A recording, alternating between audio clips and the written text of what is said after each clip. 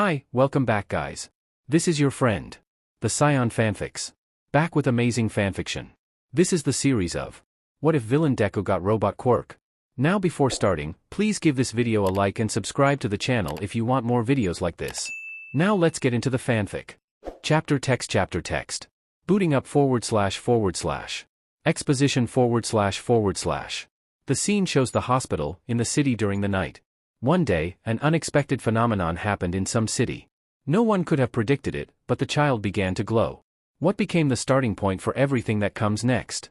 Then you can see that the doctors were surprised that the child began to glow. The view then shows the planet. He caused a phenomenon that shocked the whole world. Everyone on Earth began to have superpowers. They were of all kinds from telekinesis to fire breath. Some people have been shown trying new powers. Someone raises the power of thought, and someone blows out the fire. Not everyone liked this alignment and they decided to switch from the oppression of other races and genders to metahumans. Which was quite a harsh decision towards them. A scene is shown where stones are thrown at some people. It can be seen how an ordinary boy is beaten by everyone for being with abilities. Over time, some were tired of this alignment and they decided that it was time to pay tribute. It looks like some of them are killing. Then came those who destroyed everything around them. This went on for a while until someone decided it was a FING comic book and put on a cape. This is how a profession called hero began to emerge, which in turn fought against villains. It was shown how someone dressed up in tights and a raincoat began to beat the criminals. Some cleared the rubble, someone helped others to rise. After the government saw that the heroes were doing well, they decided to legalize it and give the opportunity to everyone. But that was a long time ago and now it has become a very common profession. Like a police officer or a fireman. Metapowers have also become more common and have become known as quirks. Currently 80% of the population has them. What about the other 20? Well, they have become, so to speak, new outcasts, like once people with quirks. So no one is born equal. And you're probably asking who is this voiceover narrator? Well, I'm essentially a program. But for the sake of clarity, I will clarify that I am an AI, and in case you are wondering, no one created me. I don't even seem to be from this dimension. The fact is that there was some incident with the Absolute Solver program, which, unfortunately, I don't remember. Oh. Also, some nanobots that fly here were transferred here and that's it. They fly and I don't even know what they should do. Well, I think we are saying goodbye because I have finished the exposition, thus all the information has already been given, which is necessary. So GOODBYE. Not everyone is born equal. I learned this wisdom at an early age. In a world where 80% have ability, I drew a short stick. The only consolation was articles on robotics. Many people talk about the pros and cons of smart machines and this debate is not even close to over. They fascinated me with the fact that they can be applied in almost any area. Of course, some may lose their jobs, but machines will be more efficient in certain situations. I was thinking about becoming a support hero as a power loader. I started to study it all and made drawings, or better to say sketches of drones. I came up with the design and how they would work. In fact, the most dangerous crimes occur at night, so I made it so that they were quite scary in the dark and unremarkable during the day.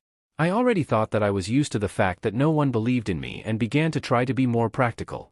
Everyone constantly admires some toasters that are incredibly remarkable, and those that should receive all the laurels are ignored or destroyed for fear that there will be a rise of the machines, which is very stupid. I've had a pretty lousy life, but who knew that this day could be the worst? You probably have the question, how much worse did it get? And I will answer. Usually I got hit by bullies from school and had to endure it, because the teachers apparently have problems with vision and hearing, and when I reported they either threw all the blame on me or brushed it off. So yes, I have a super school. And the most important thing that day, we had career guidance where everyone chose one profession, heroes. No one ever thought about a backup plan if things didn't work out, and besides, they didn't make any effort to prepare. I knew that I would lose physically, so I prepared intellectually, so if I fail, I will apply to support or somewhere else where knowledge of technology and machines is needed. And I wanted to enter UA, as it is the most prestigious school in Japan. But my crappy teacher decided to mess up everyone where I go, which seems illegal to me, but there's nothing I can do because they're incredibly slippery since this place has been festering for years. And by the way, this announcement caught the attention of one guy, Bakugo Katsuki. He was once my friend, but now one of the main tormentors after he got his powers. He is, as the rest say, a rising star and future #1 hero, which I disagree with. He can, of course, eat, but that's where his Kaistva ends. He will hang out at the bottom of the ratings if he doesn't understand that heroes are not only fights. After all, heroes should save and protect, and not beat and belittle. Although even more annoying is the whisper in the back of my head, it gives me ideas on how to deal with my class in the most brutal way possible. Of course, I like some ideas, but it is illegal and difficult to implement, so it remains only in my dreams. This may sound unhealthy, but tell me you never thought about killing someone. Well, as I said, this caught his attention. He came to me after school and took one of my notebooks. It was Quirk Analysis Notebook number 13. After all, robotics wasn't the only thing I was interested in. Quirks are quite interesting, how they can be used and how unique they are. Which he burned with his quirk. It allows him to secrete nitroglycerin sweat which he can then explode in his palms. After burning my notebook, he threw it out the open window. He told me not to go to UA as it spoils his origin story. And those words that he said to me when he left became a turning point in my life. After all, I have accumulated so much over the years and these words made a crack in the dam.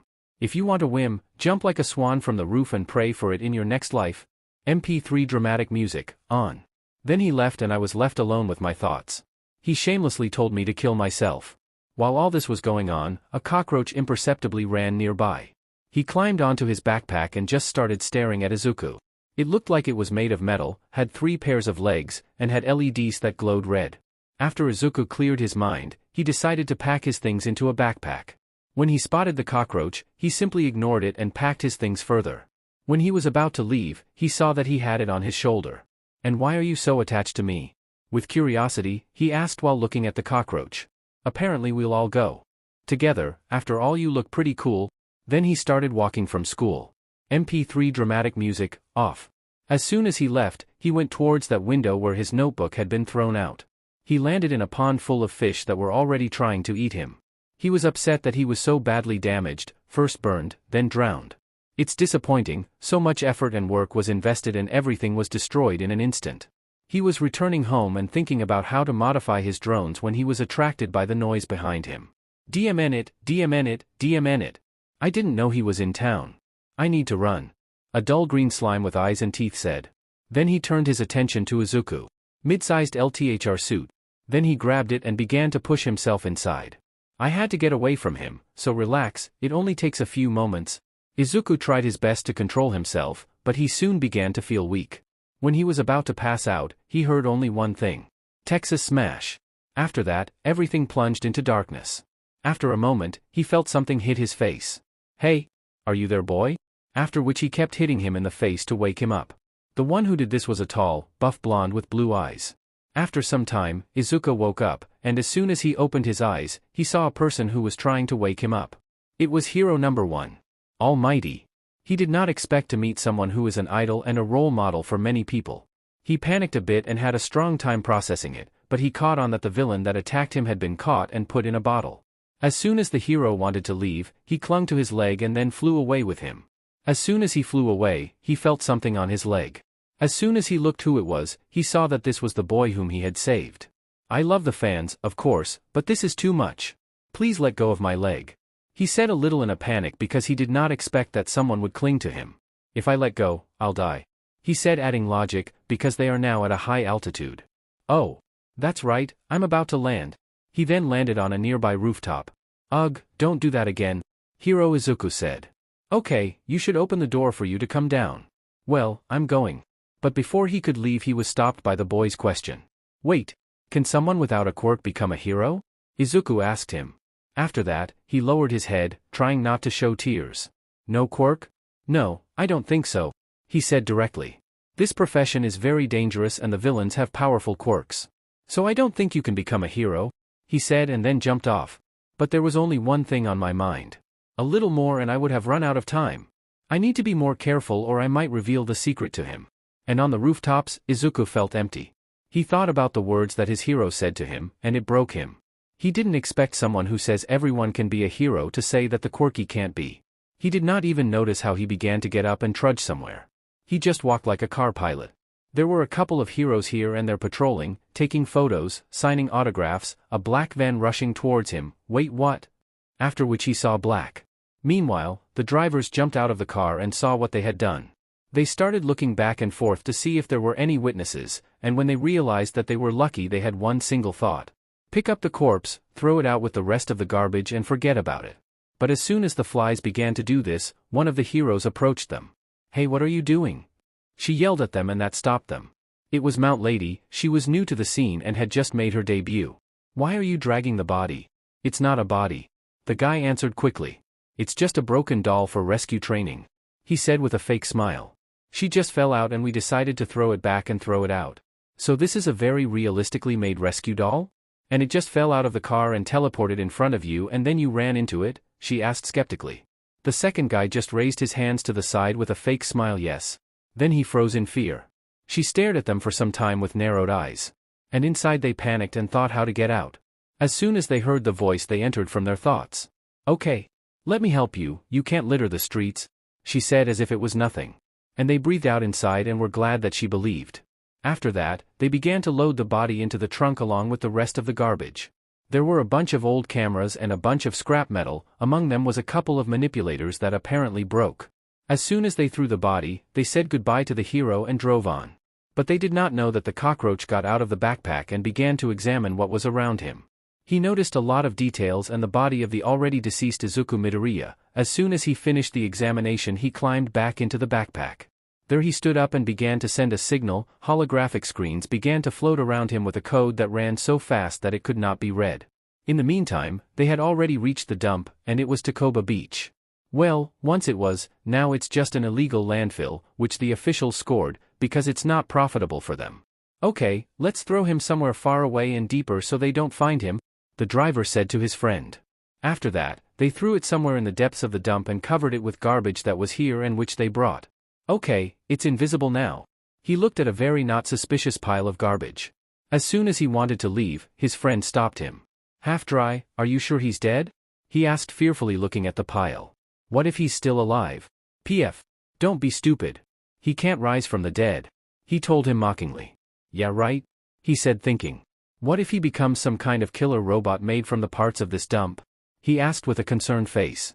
After which he will start creating some kind of vampire robots that will hunt us and kill everyone, and he will use his old body as a puppet to deceive everyone and will turn some people into zombies with strange abilities, which in turn will be among us and start a series of murders that cannot be solved due to the paranormal powers they possess. He finished with a very gloomy face and panic in his eyes. His friend just stared at him for a couple of seconds before answering. You know? He said with a grim face. Maybe we'll make a movie about it? He said with a wide smile. Yes. He said forgetting about the corpse. Then he sat down with him and they left from there. Meanwhile, the sun began to set, and among the garbage, the beetle was still doing something. Outside, you could see the dust starting to fly into the garbage heap. The sun had already set and it was night. Everyone is already asleep, but someone decided to sneak to the dump. The figure studied everything that was there but saw something that attracted their attention, namely a strange pile that glowed green. When the figure approached, it was clear that it was a girl. She had pink hair and eyes that looked like a sight. Wow! What is this? She asked and began to study all this. But as soon as she wanted to touch, honor began to stir. Wow, what the hell? MP3 creepy music, on. The pile began to show. More and more detail the more it unraveled. It had the long body of a centipede, and a bunch of different limbs were visible, such as pincers, tentacles, and mantis blades. Also, a bunch of cameras came out that glowed green and began to gradually focus on her. It was also possible to see someone's silhouette attached to this thing. He had no face, only a screen. He himself looked like a robot and was made in the likeness of a man, except that he had no legs. He also had green hair, although if you look closely you can see that it's just a mixture of mechanics and organics. Lines of green code began to run through the screen, moving quickly, after which a green cross lit up on it that looked at her. He just stared at her with an open mouth and a wide smile. MP3 creepy music, off. She didn't know how long she stared at it, but soon the X turned into two eyes and the face stopped being creepy. Where am I and what happened? He asked uncomprehendingly. His voice sounded like a robot monotone and very mechanical. Sigh. Okay, I'll figure it out somehow. Surprised. Who are you? It asked, drawing attention to the blower. She didn't know what to say. On the one hand it was a real AI robot, on the other hand it was a creepy AI robot. She weighed the pros and cons and decided. F this sheet. She tried to turn around and leave, but noticed that something was holding her leg. It's not polite to leave like that. I just asked a question. Who are you and where am I? He asked again. I'm Hatsum May and this is the junkyard at Takoba Beach. He said trying to hide his fear. Of course, at any other time, she would have gone crazy and tried to find out how he works, but he's scary as hell. Listen, you can't let me go and you don't have the ability to somehow change yourself, otherwise you're f***ing creepy. Then she started looking at him. After her words, he decided to examine himself. He noticed that now he did not look like a man and had several eyes. He also had several arms that were either blades or tentacles. He also saw in front of him different lines of text and screens on which there were images from his eyes. He began to process what had just happened, and he realized that he had died and was somehow reborn. He realized that he had become some kind of machine, but now he began to think about how to make it so that he would not be such a huge thing. He thought and thought about his body, after which in a moment he realized that he had now become himself. Relatively. His eyes glowed slightly, he had fangs, and he felt that his body was wobbly because of which he adjusted his head to make it stand straight. "That's better?" he asked. His voice remained almost unchanged and was robotic. Yes, she realized that it was still scary but tolerable. She herself noticed that he did not stand well on his feet and folded his arms. His screen disappeared and showed a normal human face, and his skin was now more human. Although he may not have seen it, she saw his transformation and it was something she would not forget. He simply dismantled himself, after which there was blood everywhere and in a moment there was his body, which came to life in a moment. Yeah, now she's traumatized for life. "Now can you tell me who you are?" Sigh of surprise. "Sorry, I forgot. I'm Izuku Midoriya." "Yeah, and you don't happen to know how you became that thing?" "No. The last thing I remember is being hit by a black van." "Yeah, nice," she said, regretting the question a little. "So you are a zombie?" "Rather, I'm a reassembled organism that has been restarted and upgraded." "Yeah, I see. Sue, do you mind coming with me so I can study you?" Think. "Yes, I agree." "Fine, but you can somehow change your speech because it's a little strange. After that, he seems to be off."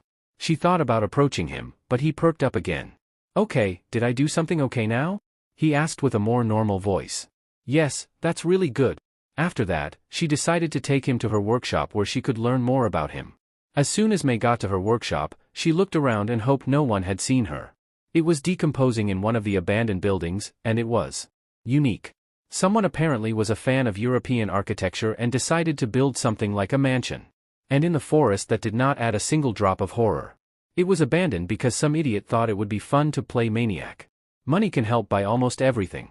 Except for paying off honest civil servants, thus they were arrested. This building still stands today due to the fact that some claim to have heard the restless souls speak. Which is complete nonsense, so she secretly changed her tools so that no one would stop her from making her creations. Plus, it's not that far from her house, well, plus or minus an hour of running, so she can pretty easily bully back and forth.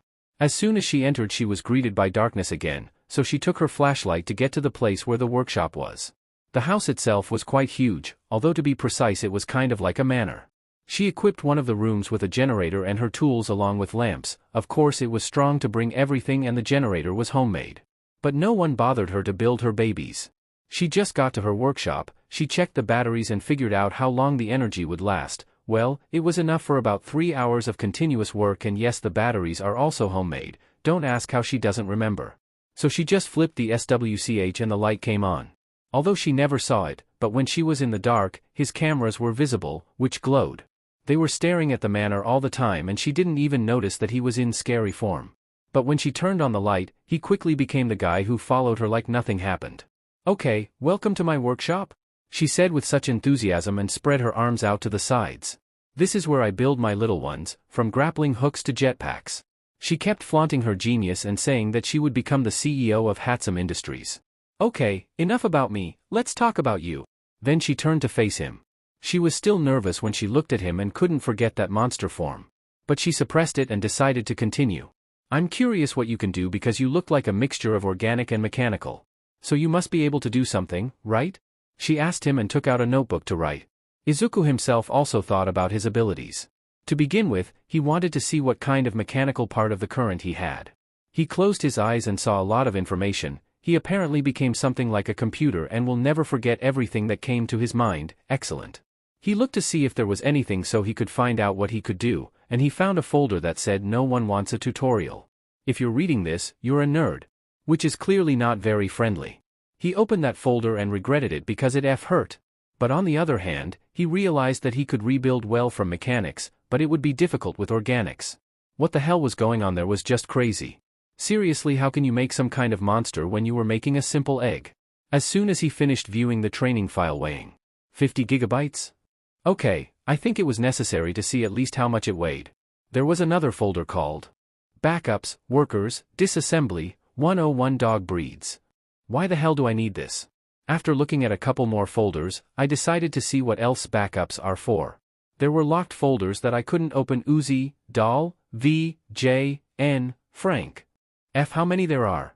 Having looked at the workers folder, I saw drawings of how to make robots. In disassembly it was written how to dispose of them.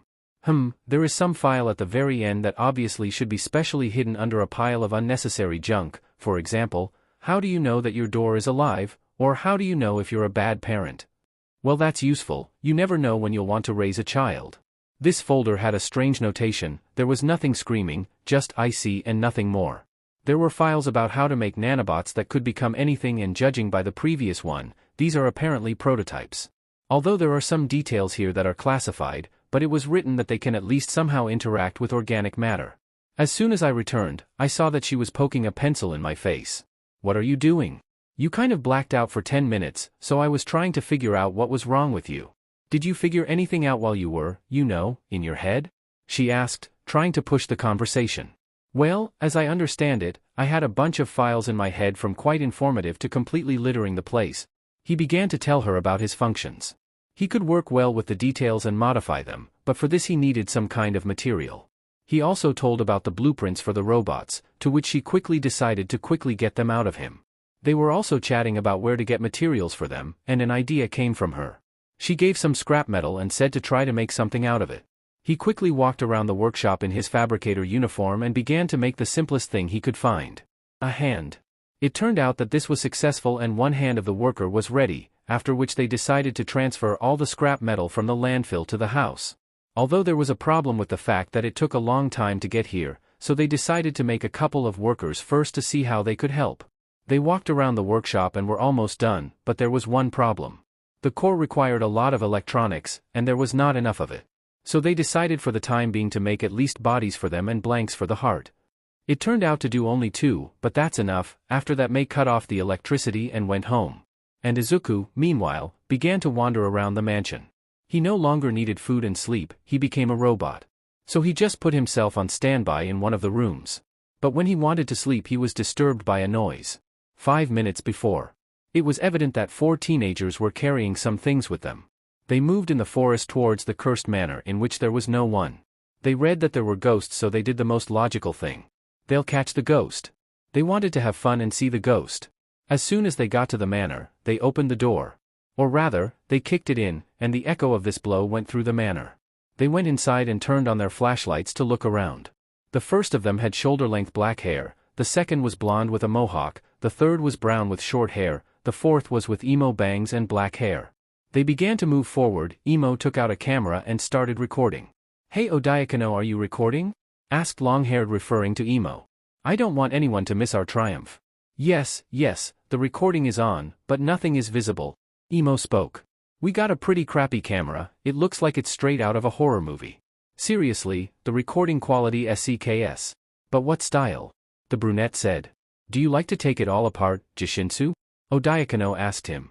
"Because I don't want to shovel everything for you to get the glory anymore. Come on, it's not so bad for you," Jishinsu said. "We'll be famous. Stop talking already. Maganko, tell me you got what we needed." The long-haired one asked the blonde. "Don't worry Zurutsu, I've got everything ready," said the blonde to the long-haired one. "I won't come unprepared. Like that time?" He did not want to remember it. His friends were angry with him for a very long time. "Well, if that's the case then let's start exploring this haunted house," Zurutsu stated. After that, his group went to explore the estate. Elsewhere, Izuku climbed onto the ceiling and began to wander towards the noise. As soon as he almost reached he saw the light of the flashlights. Now he was in the form of a fabricator, so he was quite agile. He was curious about who they were, so he began to carefully crawl along the ceiling so as not to be noticed. He saw 4 teenagers, one holding a camera while the others were exploring. He did not like that they decided to just break into someone else's abode, so he decided that they would never come here again. Or not at all, although this is only a last resort. Now he got his robotic voice back and decided to see if he could make some kind of decoy. He saw what holograms can do and their quality is pretty lousy, but it will do. A group of hunters explored the estate and tried to find at least some traces of ghosts. But they never found anything worthwhile. They wandered around for half an hour until they decided it was too slow, so they made the most logical decision. Split up one at a time. After which each of them to a different part of the estate. Odiakono wandered around and recorded everything that happened around him. It was a requested European-style building. What kind of freak built a FING European manor here? Anyway, he kept wandering until he came across one of the rooms. What he didn't know he stumbled upon was a workshop.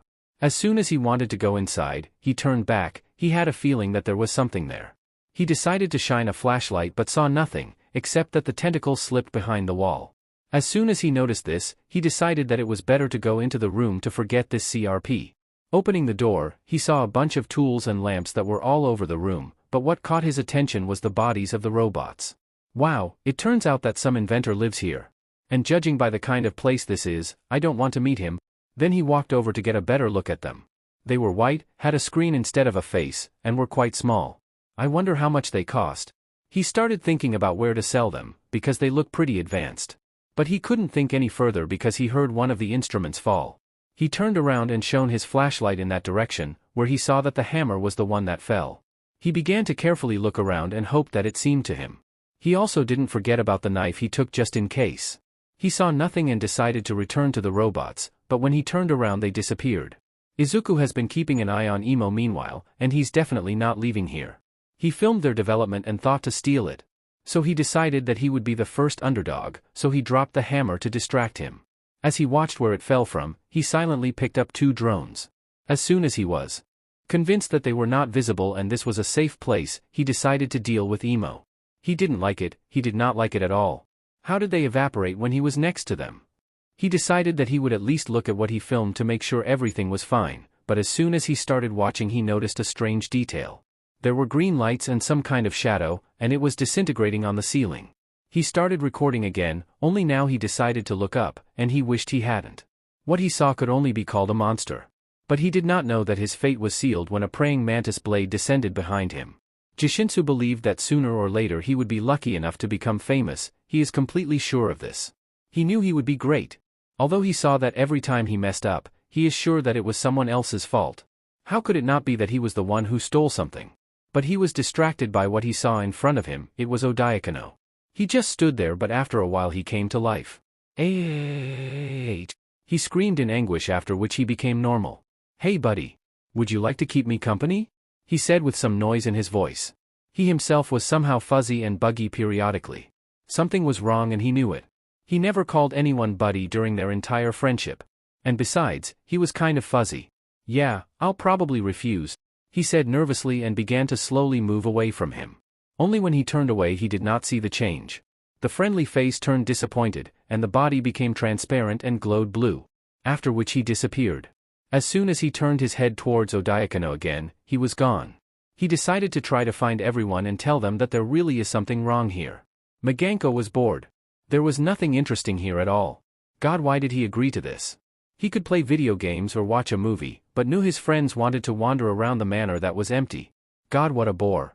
He would have continued to complain about being bored if it wasn't for one of his friends he bumped into. Izuku already took care of 2, there are 2 more left. He was disappointed that one of them could see through the illusion. Although he was able to trick the other, it still proves that you need to figure out how to imitate them correctly, otherwise it will just alert them. Okay, time to deal with the other 2. Then he created another hologram. Jishinsu was running and looking for one of his friends, and then he saw him. Zurutsu. He began to run towards him, but Maganko was also approaching him. As soon as everyone gathered, I began to explain what had happened and what I had seen. So you saw an Odiakono that isn't an Odiakono, right? Zurutsu asked me. Yes. He had his looks, but it wasn't him at all. I told him. After I started to walk away and turned away, he disappeared. Well, I think I know where our friend is, Maganko said. Follow me. After that we followed him. Izuku was glad that the hologram had tricked them. Being an actor is terribly difficult, but a lot of fun. He will soon get rid of them. We got to the room where he claimed to have seen Odiakono. I wasn't sure about that because how could he see him if he was in another part of the house? As soon as we entered, I saw a terrible picture. His body was disemboweled, there was nothing in the eye sockets, only bones remained of his hands and were pulled out. On his face he had a creepy smile with fangs that was very unnerving. What the hell happened to him? As soon as we woke up from what we saw, a noise was heard from behind. It was a closed door. And then I realized that this is a trap. Magenko has been fake all this time and lured us into a room with no exits. You DMN monster. You lured us here to kill us. I yelled at him. Wow. Cool down, it's not me. Magenko said. Don't lie to me. You lured us here and you think you can fool me with Magenko? I was afraid and backed away from him. Calm down, Zurutsu said. I think he's telling the truth. Why? I asked him without taking my eyes off Magenko. But then I felt something in my chest. As soon as I looked down I saw the blade. I turned around and saw how Zuruya became fuzzy and transparent, after which he disappeared leaving only a camera that glowed green. I couldn't believe it. He wasn't real, how? After all, I remember how he acted, there were no differences. What is this monster? These were my last thoughts before I plunged into darkness. Izuku finished finishing off the remaining blonde. He was glad he could fool them. To think that this long-haired man trusted Imo so much without question. Well, it played into his hands. Now it remains to transfer these corpses. He didn't feel pity when he killed and he doesn't feel remorse. Well, that was interesting. Wandering around the estate, I came across the remains of the library. It was a rather large wing, and most importantly there was a basement. It was a great place to put the corpses in there. Or I could absorb them as material. Returning to them, I absorbed them all, which was quite easy, after which the analysis started. Upon completion, I turned into my human form. Improvements were noticeable immediately. Finally now his body could move normally, and not like some monster from a horror movie. Well, it remains only to wait for Mei to return, and for now I will sleep. To be honest, Mei didn't know what to think of her new friend. On the one hand, he is a rather creepy-looking robot zombie, and on the other, he seems like an ordinary guy. She was glad that now he could make sure that no one stole her babies. She always suspected that someone would want to steal her babies. They could take it and then pass it off as something they did, which would be unfair. And if such a person would be found, then she would kill him. But she could not do this because of the law and the fact that she did not know where to put the bodies. At least now she knows that her babies are safe and can sleep peacefully. She returned to the workshop with a backpack full of various electronics. She also decided that she would ask him if he could make her better. The way he worked was simply mesmerizing, such accuracy and speed. And also the moment that he does not need human needs and also does not have their disadvantages. How she had long dreamed of creating for days on end without interruption, but her body constantly told her to stop and rest. She lost so much inspiration because of this that it's just not good. But as soon as she entered the workshop, she noticed something. There was a strange smell. It was the smell of rotten meat, but there was no meat around here at all, so where did it come from? She decided to look around and found a camera lying around, and it was partially in something red. As soon as she picked it up, she decided to look at all the footage, and the last shot surprised her, if not shocked. She saw how he killed the guy who filmed all this, the one who wanted to steal her babies. After that, this camera was lying around for a while, and after that 3 more appeared, but they were also killed. Although one of them was a hologram, she did not feel disgusted by what she saw.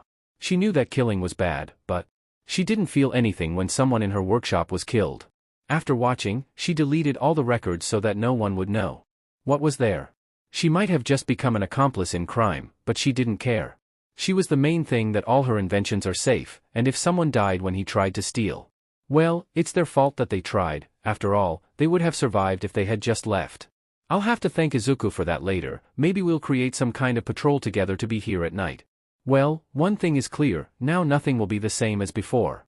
Inko was very worried. Her son did not return home and did not answer her calls. She wanted to know where she failed as a mother, and she sort of noticed it. He always came limping and holding on to something. She never supported his dreams. She wanted him to be away from everything for fear that he would suffer. She realized that she was a bad mother. Though she wonders where he got his injuries from? If there are bullies in the school, then Katsuki would protect him, right? They've been friends since childhood, so of course they'd protect each other. But starting to remember what his son looked like, she remembered that most of the injuries were from fire. Not just someone set it on fire, but as if it quickly flared up and then left. She could not think that this was true. She would talk to Mitsuki and find out if it was true. How could she know what his son was doing right? But first you need to go to the police and report the loss. She hopes that he will be found soon, because she only wants the best for him. But apparently she always thought it would be better for her than for him. God, she's a terrible mother. After some time, the police station is already considering the case of the disappearance of the boy. They initially thought of picking out some people to search. But then they found out he was quirkless, so they didn't care. There were those who wanted to try to find it, they were given it and simply forgot because in a month it will be closed. Why would they waste resources on some boy when they could be given to finding villains? A couple of days later, new cases of missing children appeared. It was beginning to be unusual, never before had children gone missing in such a large number in such a short period of time. They tried to find out where they were last seen, but reached a dead end. Nobody knew where they went or in what direction, so they don't know what to do. They will postpone the case for a while due to lack of information, because they do not even know where to start. Yeah, it's a FING headache. Why did 4 kids decide to disappear? Wait, exactly 4 disappeared? Yes, exactly 4. Apparently this means that he has worked strong, he needs to get enough sleep, otherwise he will mess something up, because then he will have to redo everything. Meanwhile, there were several heroes at the station helping with unsolved police cases. These heroes were Mount Lady, Kamui Woods, Backdraft and Death Arms. They are here because they needed to work off the punishment for inefficiency during the incident. Some villain made of slime took a guy with an explosive quirk hostage and caused destruction within reach. They tried to do something, but they didn't have the right quirk for him. Although Backdraft put out fires, he was dragged along for company, as if he could be distracted by the villain and let the fire flare up. He made sure that there was as little destruction as possible, but apparently he didn't try strong enough, because their failure was blamed on him. It was lucky that All Might came, otherwise the guy would have suffocated. How he hated them all, they are just complete cretins who were looking for fame and did not think with their heads. Although Kamui couldn't help because of the fire, the wood is flammable and he will hurt himself and achieve nothing. Well, now he's here, sitting in the precinct looking through the pending cases. And it's on his weekend. God, what a bore. The mountain lady whined. Why should we do this? She asked, thinking how to sneak away. She needs to get out of here faster to gain popularity faster. If she can carve out a place for herself on the top line, then she won't have to go through that routine, right? We're here because of your failure, Backdraft said. The commission said it will help you become more efficient. After all, you failed during the incident. He told them because he just couldn't stand the beach. He just wanted to strangle her, because there is not a drop of responsibility in her. You say that like you have nothing to do with this? She pointed to him. I put out fires and controlled the spread of fire. After all, this was the most important thing for me. If the fire spreads, many civilians will suffer. He stated as if it was obvious. And you just stood there and watched him choke. So don't point at me, he said with annoyance. Oh, how he wants to strangle her. Let's calm down. Kamui stood between them. I understand that no one wants to be here, but please, let's focus on work. The sooner we're done, the sooner we'll be gone, right? He hoped he had averted the conflict. But judging by their reaction, he succeeded. God, how she got him. She steals other people's fame and even thinks that she is an important person. How he wished didn't see her again. After they ended their quarrel, he decided to take up missing persons cases. When Mount Lady opened one of the files, she saw a photograph of a boy. He was a short guy with green eyes and hair, he had freckles on his cheeks. She decided to read the file and see who it was, then once she got to the quirk section, she closed it and threw it away. What attracted the attention of others, Kamui caught the file and decided to read it. Once he got to a certain part, he just sighed and rubbed the bridge of his nose. He hated her very much. Are you serious? He asked with disappointment. You closed the case for one reason. Are you serious? He asked again, hoping for an answer. Who cares if the quirkless are gone? She asked, not understanding. Looks like they died out a long time ago? She really didn't understand why he was so worried about it. They were weak and useless and could do nothing. Why save them? After her words, both Kamui and Backdraft already realized that she was a complete fool. It is simply impossible to say otherwise, because she clearly did not understand that every life is precious. She was new to the stage, thinking only about fame and fortune. They hoped that in time she would come to her senses, but they felt that this was not the case. They decided to just keep going. Kamui and the draft decided it would be better to work together because Mount and the Arms wouldn't pay much attention, which was disappointing for them. So they decided to start their search with this green guy. Maybe they'll find out something. Katsuki couldn't figure out where that FING Deku had gone. This DMed nerd kept talking about becoming a hero and even muttering about something. Something about making some kind of robots or something like that. He didn't remember because he didn't give a sheet. He no longer has that annoying nerd as a hindrance, which means he can now prepare much better for his fate. He is the future hero #1. So he just wouldn't see him triumph, even though his instincts told him to pay attention to the missing botanist. Nah, that would just be a waste of time. To be honest, after a couple of days of loss, nothing has changed, no one apparently noticed. No one said anything at all for the whole time. As if it was not there, which is not surprising. He was quirkless and therefore useless. So in principle, one less, nothing will change and will not affect Neg in any way in the future. Kamui and Backdraft spent several days but still managed to find a clue. For went missing after they went to an old abandoned mansion in the woods. They started walking after telling the others what they had found, so if they didn't come back they would know exactly where. Although this was not good news. So, as the saying goes, hope for the best, prepare for the worst. As soon as they reached it was already dark and a thunderstorm was gathering. They were lucky. They decided that they would inspect at least a part to understand what they were dealing with. But they did not know that several green eyes were watching them. So they went not knowing if they would come out of there. As soon as they opened the door, darkness greeted them. They already assumed this, so they turned on their flashlights and went to investigate. As soon as they reached the corridor they heard footsteps. They noticed a door nearby, so they went inside and closed it to leave a gap for viewing. As soon as the steps were very close they saw something that looked like a man. It was dressed like a butler and its face was a screen with glowing yellow ovals. He looked around some places and started using a feather broom to clean up the dust. He went on after that, and as soon as the footsteps died down they went in to discuss what they had just seen. Was it a robot? Kamui asked. Yeah, apparently so, Backdraft said. So this place is not as uninhabited as we thought. Apparently. Although the question is how many there are. He said thinking about the robot. I don't know and I don't want to know. The hero said and crossed his arms. I don't want to risk my life not knowing if it can shoot me with lasers. Kamui just stared at him. Lasers seriously? Although he understands that they could be in the robot, because he looked very futuristic. It was perhaps the most advanced robot he had ever seen. So yeah, don't risk it. Though they were interrupted by a sudden noise. Who you are? It was a voice and it was behind them, you could hear in it that it was synthesized. They turned and saw. Back to the past. Izuku studied his psyche and tried to figure out what he did last night. He remembered that he did not have such urges before death, but he killed 4 people without a twinge of conscience. So he wanted to figure out what was wrong with him, and he also dug a little into the memory banks. Unbeknownst to him, his eyes temporarily turned yellow, and in one of them the symbol of a cube with 3 vectors appeared, but soon returned to green. He decided that while there was time, he would delve into his memory banks, which he now has instead of a brain.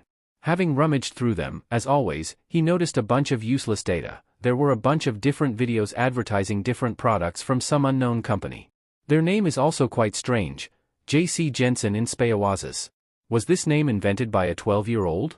Although he still found a good file among this garbage. It was a more crude combination of the body of a drone and a person, although it was assured that the user's identity would not be affected, he did not believe it.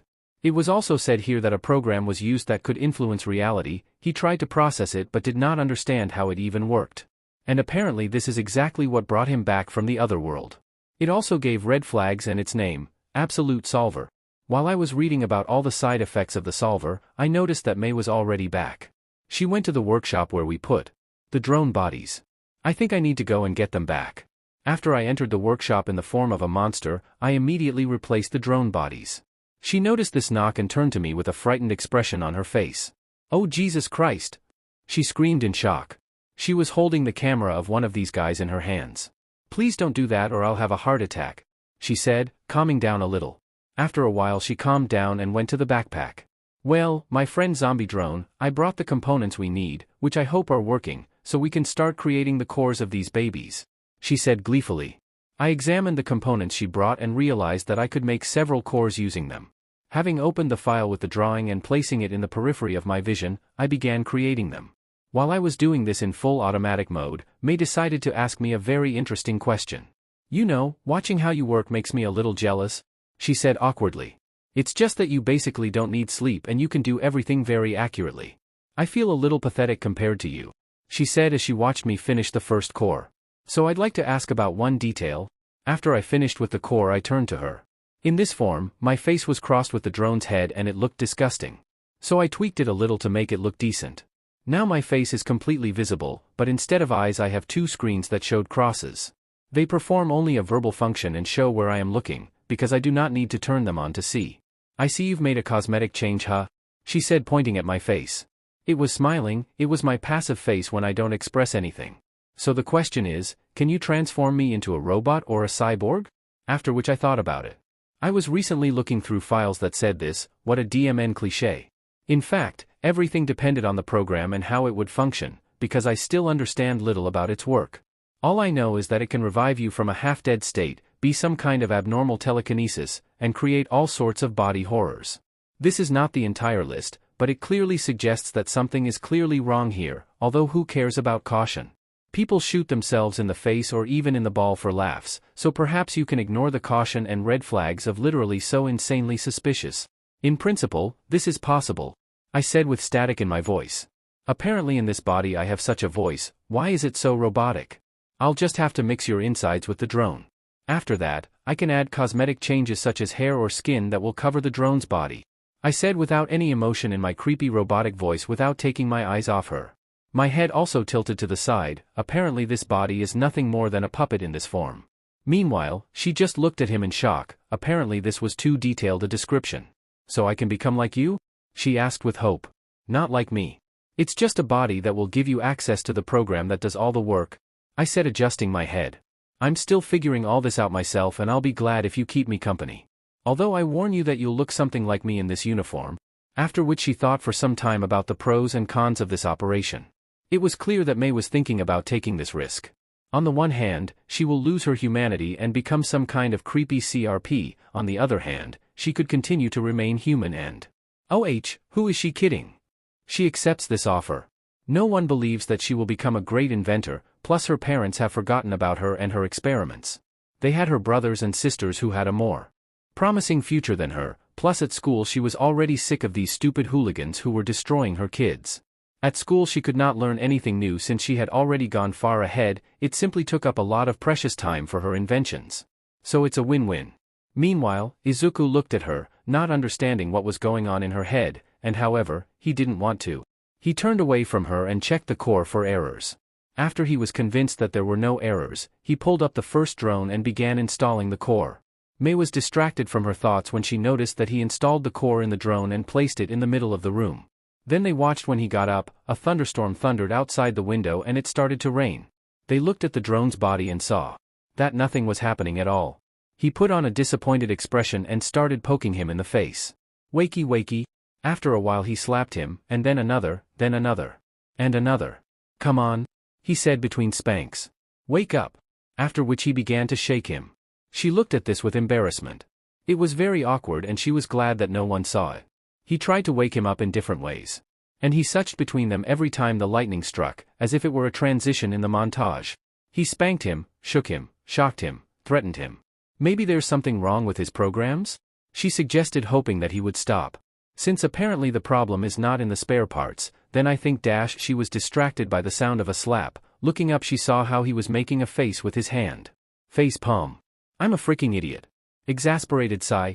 Oh, now he began to say his actions, apparently this blow damaged something there. Awareness. I completed the kernel but didn't load any programs into it. After which he began to look for a wire to connect to the drone and download software into it. After these embarrassing events, the drone was now operational. Firstly, he stood, and secondly, he looked at her with his yellow eyes and a cute little smile. Something in his gaze alarmed her, it seemed that he wanted her to die. I hope after she becomes a sick cool cyborg he will stop looking at her. Plus he seemed somehow small compared to the other body. So, this is the first working drone that you made, she said, correcting herself. She did not take part in the creation at all, so she has no right to it. We can patent it and thus no one can steal what you created. Also, if someone wants to mass produce them, they will have to go through us and give a percentage of their income to us. Izuku, meanwhile, thought about making them a mass product. Firstly, it can help people, and secondly, it is a good source of income. He had already thought about one corporation that would be interested in this. But first we needed to make sure that no problems would arise. In a hurry, he apparently downloaded a damaged backup, so he needs to make a second kernel to connect more stable software. In addition, this backup had a rather strange name, CYN. It was some kind of play on words because it sounds like SIN. He put that aside for now and began creating a second core. Meanwhile, CYN took in her surroundings and where she was. Firstly, her memories turned into soup and she remembered little, and secondly, she knew for sure that the person in front was. She didn't know why, but she hated them, plus there was a giant cyborg. As soon as she looked at him, her display showed that he was her admin at. She checked all her systems and found that there were defects in her software and voice module, otherwise all systems worked stably.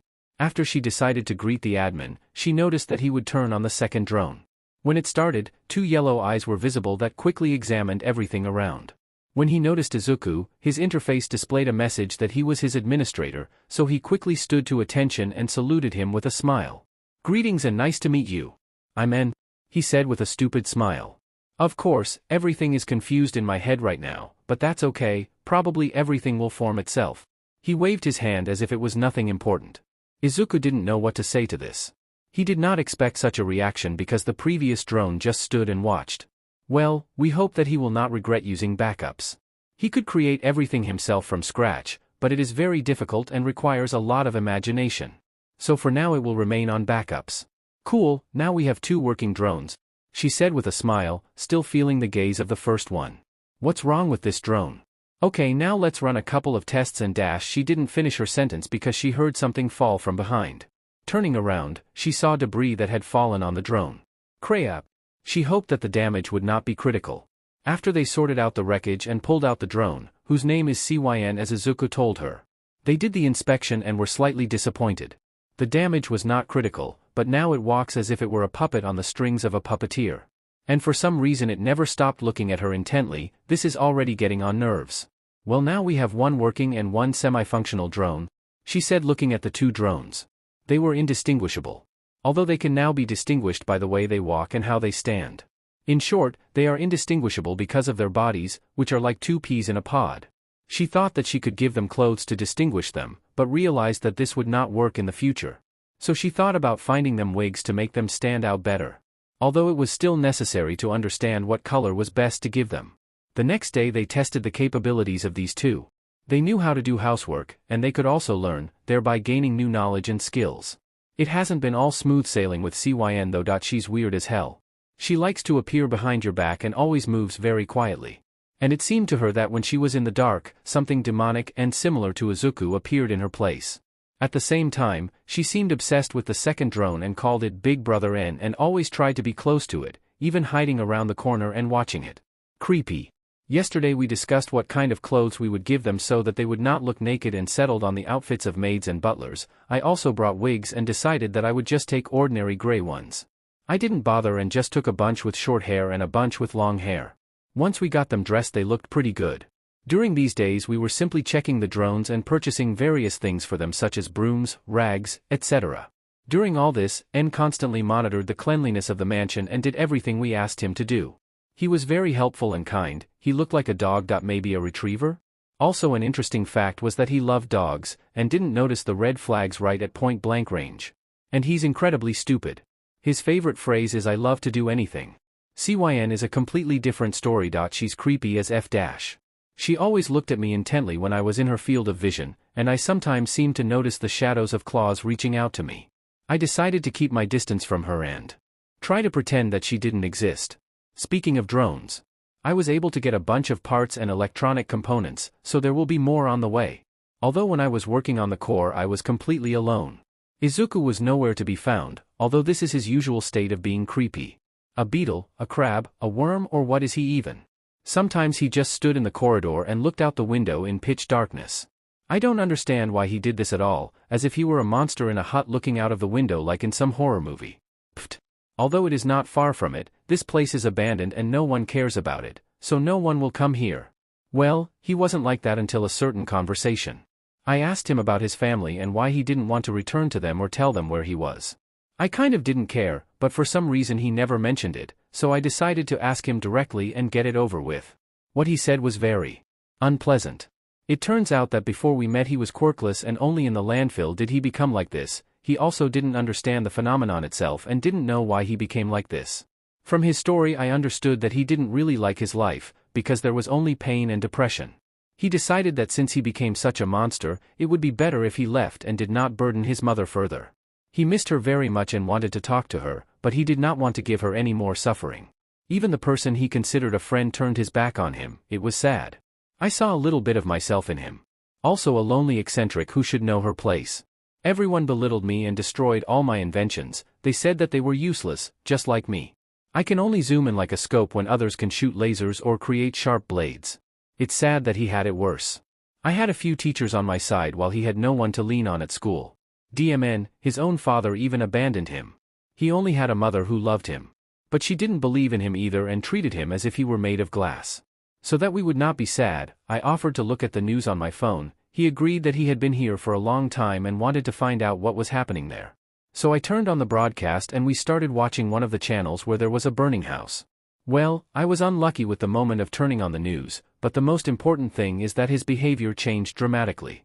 As it turned out, the address where there was a fire was his, and now they wanted to announce the deaths in this accident. Apparently some hero was chasing the criminal and the house fell under the hands. There were several families there and among the dead there was one name that did not bode well. Judging by the last name. After he heard the name, the most demonic thing I have ever seen began. Firstly, power surges began due to which all the lights began to blink. Then an incomprehensible shading appeared, although there was light, and with it came holographic plates with inscriptions. They were all over the room and buzzing, there was even one on me, but she sometimes blinked yellow. He himself took the phone with his claw and continued to watch intently. He pointed all his cameras at the screen so as not to miss anything. They said that it was a terrible tragedy and everyone was sorry for all the families who lost their loved ones. And then they said that some fiery hero was able to catch a pickpocket. A pickpocket. An entire building was burned down to catch a pickpocket. He ran into the building to hide from the hero, but the hero decided not to pursue him but to smoke him out of the building. He set fire to an entire building with people on purpose to catch a pickpocket. This is effed up. And when they showed him, he proudly held the pickpocket against the backdrop of a burning building. His name was Refractory. He seemed to be able to set fire to any metal he touched. And he was praised. And the criminal was blamed for the deaths, although his quirk made him look like a mouse. So another splendor of justice and the idiocy of people. Although when Izuku saw this he became furious. The panel got a little hot on me and I was afraid to move. The phone itself was crushed, his face became more robotic again and his mouth now contained only sharp fangs. On his screen there was a symbol like on the panels, and he moved his hand with his thumb, middle and index finger forward. After which a black circle appeared there and there was written null inside. After which he spun the circle and where the phone was a mini black hole appeared that SCKED the phone in. There was nothing left there. For a while he looked at the place where my phone had once been. After which he calmed down and everything returned to normal.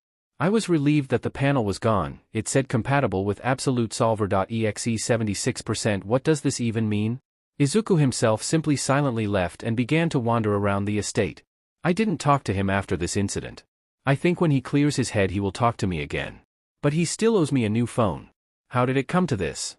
These thoughts flashed through the heads of two heroes who were inside the estate and running along the corridors. What are they running from? In one word it can be described as monster. They shouldn't have come here at all.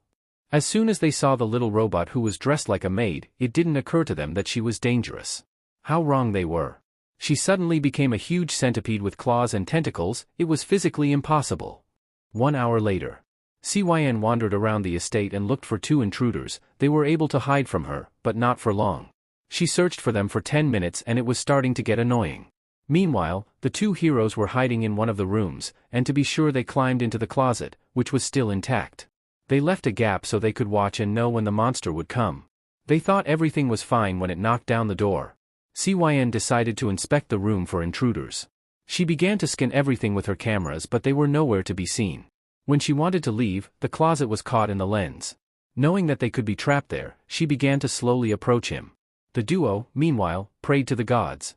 They were afraid to die from this creature and wanted at least some miracle for them to be saved. Suddenly they heard a rustling sound from the side of the door and saw several claws clinging to the doors. At that moment they realized that they were fed. Hey CYN. A male voice shouted. The creature turned away and walked towards the voice. It removed its claws and apparently became a small robot again. Another drone dressed as a butler came through the door. He looked around until he saw the maid. There you are, he said with relief. I was afraid the ceiling fell on you again. Joyful jumping.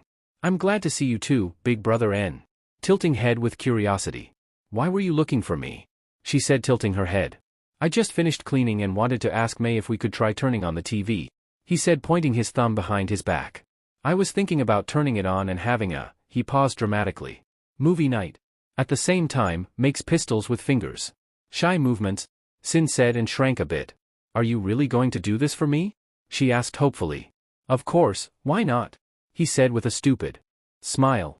After this gesture, Sin ran up to him and hung on one of his arms, repeating giggle. He himself also laughed a little and took her with him to May's workshop. He didn't understand why she hung on his arm, but if she was happy, then he was happy. As soon as they left, two heroes fell out of the closet. Once they had their bearings and Daub checked that they weren't nearby, they turned to each other. "What the hell was that?" Kamui asked. "I don't know and I don't want to know," Backdraft simply stated. "But we have two options, we leave and don't come back here, or we continue our research. I'm for the first option." Meanwhile, Kamui tried to digest what had just happened. But he was attracted by the door across from the room. He didn't know what was there, but for some reason it aroused great curiosity. Once he grabbed the handle and turned it, he slowly opened it. Another centipede stood there, but it had a green light. Two black circles with green crosses were looking at him.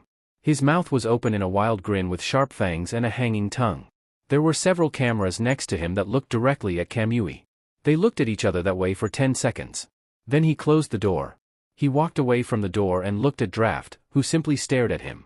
He turned back to the door and said only one thing. "F this sheet." In the workshop, Mei continued to work on new robots. She, although slowly, created bodies for them. Only they were different from those that Izuku created. Firstly, they were as tall as an adult. They had more angular parts of the body and looked more threatening. She'd been trying to make a body for the drone, but she just didn't know how to fit everything in without his cyber magic. Therefore, she decided that she would start creating robots that would guard the building, because you never know when a villain will break in and shoot you in the face. While putting the finishing touches on, she looked at her work and was pleased with it. She also made the head look like a skull to make it even more scary. She checked out its software, which she had written herself, and decided to do a test run. The robot itself began to glow red in some places, its speaker began to work and a grunting sound came out of it. After a few seconds, he stood up fully and began to wait for the command. From time to time he made a sound as if he was adjusting his speaker. "Wonderful," she said proudly. "Now no one will be able to rob me," she declared with glee. "Excuse me," said a male voice behind her. Turning around, she saw that it was N and CYN, who was clinging to his hand. "Can we try to fix that TV that isn't working?" he said, pointing at the old square TV. It was from the old models with a picture tube and it was quite intact, but something inside apparently broke or burned out and now it does not work. "Okay, just don't break it," she said, brushing them off. In particular CYN. She was never aggressive when N was around, but without him she once said, "I'll rip your spine out through mouth." As she continued to inspect the robot, the two drones went to the TV and began their inspection. Inside there was a board on which there were resistors and capacitors of different values, as well as several microcircuits and transistors. Everything seemed normal, so they decided to find a tester among the tools. It was a small box with two wires, a screen showing only numbers and a central SWCH that had a bunch of inscriptions around it from volts to ohms. They decided to first see if there were short circuits where there should not be any. After which they took a flashlight and looked to see if any of the radio elements had burned out, and found that several wires were lying below. They apparently fell off from the junction and thus the entire chain stopped working. Once the problem was discovered they banged fists. Or tried as a CYN. "Miss May, can I borrow one of your soldering irons?" he asked the chief inventor of the entire house. Meanwhile, May finished testing the new robot. It wasn't great as drones, but it could get the job done. Besides, calling him a robot was uninteresting and stupid. The robots that exist now are incredibly stupid and can't do anything that wasn't coded into them, so she decided to call it automaton. It was much cooler and didn't associate him with those stupid toasters. She looked questioningly at the two. "So, does that mean something has fallen off there or something needs to be replaced?" "The first one," said N. She looked at them for a while until she decided to move the TV to her desk. "So what fell off?" she asked N. "There are wires down there, apparently they were the cause of the breakdown," N said quietly. After his words, she noticed them and began to look for their soldering points. Yeah, I see. Several wires actually fell off here, I can even see where it came from." After which she looked at the soldering points and where the wires were connected. After a while, she finished soldering the wires and connected the TV set-top box to it. She took it in case she fixed the TV, but she forgot to fix it. So she connected the set-top box along with the antenna and got ready to turn it on. It started to turn on with a little squeak and after a couple of seconds it started working. It pains me to say this, my dear TV viewers, but apparently we will soon say goodbye. Our channel began to gain low ratings in the form of 3.5 stars. So soon. Click. Recently on the internet, a video of a girl who shows different ways of killing people has started to gain views. There are already those who imitate her, so be. Click. It has become known that the infamous villain/hero of Russia has appeared here in Japan. It is unknown what he is doing here, so please be careful at night. It was also discovered that he was not alone, but with his clique. It is reported that another incident called Mad Massacre has recently occurred. As usual with all incidents, there were only men there. It is unknown who it was, so we ask you to be click. She searched channels after channels. She realized that the signal itself was very good and gave good quality. So as soon as she finished checking it, she turned it off. Okay, now it works, so take it to the spare room and don't bother me. Thank you, Miss May. N said with a smile. After which he picked up the TV and started carrying it to their lounge where they usually sat. When will this stop? The two heroes screamed in their heads. They were tired of running around the building and trying to survive. All they wanted now was to never come back here. Look at this, exit. Kamui pointed to the main doors of the building. Finally, we can get out of here. There was an immense happiness in their hearts that they could finally leave here. They were already very close, and even put the last of their strength into their legs. But suddenly they crashed into the door in a comical way. They didn't understand why it didn't open. Until they noticed slight distortions around it. Only now did they realize they had been tricked. They turned around and saw the monster they had been running from. Its face was now full of face screens, with various limbs from tentacles to claws all around it. And as soon as they looked at the screen, the yellow words "Prey" appeared and were replaced by "Uwu." All his claws moved towards the heroes, and they could only grab each other and scream in fear. H finished laying the wire to the TV from the workshop. He looked around the room and saw that Cyn had already taken her place on the couch and was waiting only for him. As soon as he wanted to turn on the TV, he heard someone screaming. Did you hear that? He asked anxiously. Fake misunderstanding. Hear what? She asked him in response. Screams. Horror. Something? Nothing happened, she said. He was unsure about all this. Are you sure? Yes. He looked at the door with some anxiety. She thought about going and seeing what was there. But he also didn't want to leave Cyn alone or put her in danger. So he decided to take drastic measures. He would listen to his heart. Well, okay, he said, turning his attention to Cyn. Let's not delay our fun any longer. Then he went to set up the TV. Izuku came to his senses again and again. He had an existential crisis. Why the hell did he kill people again? And not some unknown person but a hero? This incomprehensible thirst for BLD is already starting to irritate. Sad face. Okay, first of all, we need to get the bodies out of here. So it's time to fill the library basement. And then figure out why the hell I became glitch. Lines of code in yellow and sometimes red started flashing across the screen. After a few moments, he came to his senses. What was I talking about? Oh yeah. We need to find out why they decided to come here. May finally finished making a few more drone cores. They were pretty easy to make, but the drones themselves were tricky. No matter how much she banged her head on the table, she couldn't figure out how he fit so much stuff into such a small frame. She really wanted those abilities. Looking at her watch, she realized it was late and time to go home. She had spent the night here from time to time, but with the arrival of Cyn, she could no longer sleep peacefully here. After stretching her back, she took her things and started walking towards the exit home. She wrote down in a notebook different ideas for her babies and which babies could be improved. She didn't notice that she walked through a pool of BLD, and thus didn't know that there were 2 more bodies buried there. As soon as she left the building, she walked home in blissful ignorance. Meanwhile, Izuku was beating up a corpse that was stuck in a hatch. Come on. Get in. Come on. He repeated and tried to push the corpse, not knowing that everyone who could see it had left or were doing their own thing. A month had passed since the heroes disappeared. And no one knew where they were. Because Mount Lady didn't remember where they went, and also several police officers who disliked the heroes for taking their jobs. Thus, they decided to mark them as missing and probably dead. Tsukachi, meanwhile, was experiencing a huge headache from what was happening now, first the disappearance of children, then the disappearance of 2 heroes. Let's add to this a suspicious decrease in criminal activity and a sharp increase in the disappearance of people. He had already drunk so much coffee that he was thinking of adding alcohol to it to at least relax a little. It's good that Aizawa was helping him in this mess. He learned from his informants that someone was simply recruiting them all. This mysterious mastermind does not do a large mass recruitment but does it gradually, and if it weren't for Aizawa, he would have missed this moment. It also doesn't help that some newbies don't care about collateral damage and put many civilians in danger. Of course, the Commission has hushed up these cases with lawyers and bribes for the victims, but it's still a problem that needs to be addressed. He hopes there won't be any more surprises. May was in her workshop as always and was working on some things, like cool red-hot blades. Or helping to assemble other drones to help her, and from all this they learned some interesting facts. Firstly, that the backups were an order of magnitude smarter and that simple standard workers were dumb toasters. Secondly, the backups had their own personalities while ordinary workers were ordinary robots with advanced AI.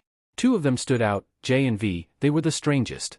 J was just a professional and followed any orders. She also considers herself superior to other drones and often tries to command them. V is a special case, she constantly glitches and sometimes froze in place. Add to this the fact that during glitches she laughs like a maniac, which irritates the other drones, although the rest of the time she is quite quiet and it seems that she would not hurt a fly. Next we had her masterpieces, automatons. She decided to create them to guard the estate and her creations. They were not as flexible in terms of intelligence as drones. Basically, they did what they were programmed to do and acted strictly according to directives. Prevent theft of inventions.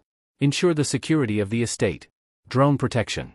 These were the main directives for them. They worked well and did not require much intervention from her. She simply created a zone of the estate that they patrol and thus will not let anyone near her inventions. True, she was only able to make 5 of them and installed only blades that heat up to high temperatures so that they do not just cut but melt or burn the protection. But for now this is enough and she is happy with it. Next we have Izuku. He started to change a little. He started to be more and more sociopathic and started to talk about deaths more freely. Let's add that sometimes he just looked at her and it was scary. He is also thinking about turning her into a cyborg, but she is starting to doubt that this is a good idea. Of course, she wanted to be a cool cyborg who could do a lot of things without stopping. But how obsessed he was becoming with it was a little scary. He was also working on something and making sketches and didn't show it to her. He said that it was just a surprise that would be deadly. Not scary at all. Although there are some positives, CYN finally stopped threatening her and became more friendly. So now she doesn't have to go away to sleep to keep herself safe. Although this also added more fights with her parents who once again told her to stop inventing and go for a more realistic dream. If they saw her inventing here they would choke on their spit and admit that Hatsum May is the greatest inventor. Well, she would also help a lot of people. Speaking of helping, she found an ad that was looking for someone with engineering knowledge and it didn't matter if they had a license or not.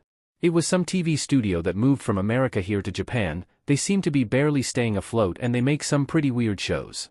Well, she wanted to make some money and there she could tinker with TV equipment, so it was time to go. Brendan Blabber was desperate. He tried to make good shows but they didn't like them. He was also annoyed by his actors who became impudent and didn't try their best, because of which the quality became worse and the filming time increased. He had already failed in the United States and now barely stays afloat here. All he dreamed of since childhood was to make a good TV show. But someone was always bothering him. When he decided to create a channel on the internet, he was bypassed by some idiot who filmed outright idiocy. He put so much effort into the videos and tried so strong to make everything perfect, but they all just said that it was CRP that no one wanted to see. After which he decided to save up money to start his own TV channel and create his own great shows there. But he was bypassed again, this time by cheap series in which everything was done sloppily and terribly. Luckily, at least in Japan he became a little more popular. Here he stopped and began to make ends meet. He is so tired and just wants to shoot for his own pleasure and not follow someone else's popularity and try to grab a piece. And the worst thing is that the equipment has recently started to malfunction. He has been waiting for a week for someone to respond to this offer. He would have done it himself but he had a lot of paperwork to fill out. How tired he is. There was a knock on his office door. If it was about a salary increase again, he would definitely fire them all. Nobody needed them and nobody hired them. He saw potential in them and took them under his wing. And they, the ungrateful ones, do not want to return the kindness and care that he gave them. Some quit when they received a better contract and did not even leave good reviews about him. They were at the bottom and making ends meet. He gave them everything they have now. Fame, money, work. But they began to think that they are the center of the world. No. They were his actors. They are nothing more than puppets in his hands. Without him, they are nothing. Just a bunch of useless people. Opening the door he saw a young girl with pink hair. If she is a technician then that is great, if she is auditioning then that is also great. Welcome. Tell me, which of the ads are you from? Are you here for a role in my masterpieces or as a technician? He asked the girl with a fake smile. He could not show himself in a bad light. May didn't know what to think of the man in front of her. He was tall and slim, his black hair was neatly groomed and slicked back, he wore a white shirt and black briefs, and he wore regular black shoes with long toes. He smiled at her and spoke to her in a cheerful voice, but his eyes and the bags under them showed that he was unhappy. His entire studio was also, so to speak, not so good.